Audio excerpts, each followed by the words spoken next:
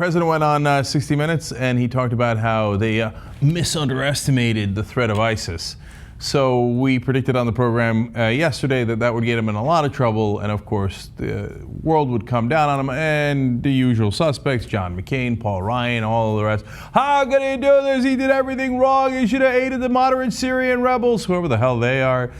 He should have known better, and he admitted it. He's a misunderestimator.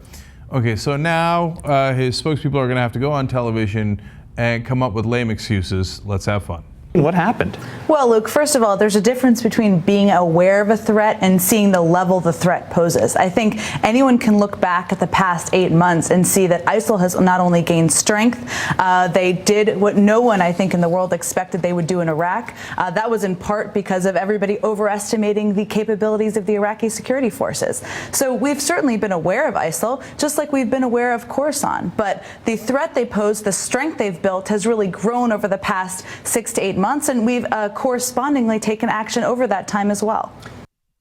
So not only did we underestimate, we also overestimated. And oh no, we knew they were there. We just had no idea that they were going to take over a landmass larger than Great Britain. Oops, that's not a great excuse. That's a shitty excuse. God, they're in such a knee-deep. I love how professional they are, though. She goes, oh, no, Luke, let me explain this. This is really simple. We misunderestimated and misoverestimated. And we knew they were there, but we didn't know how large they were. And then, all of a sudden. And we also knew about Khorasan. Well, that's funny that you know about them. You're the only ones because new reporting indicates they do not exist, including Richard Engel of NBC News saying no one in Syria has ever heard of Khorasan. That's a made-up terrorist group that the Obama administration made up to make our invasion of Syria legal according to international definitions. They say there was an immediate threat from a group called Khorasan, and there are people inside the government that The Intercept is quoted as saying, that's the made-up word we would use whenever we didn't know what a terrorist group was called. They're knee-deep in this bullshit, okay? So this isn't going to get any better.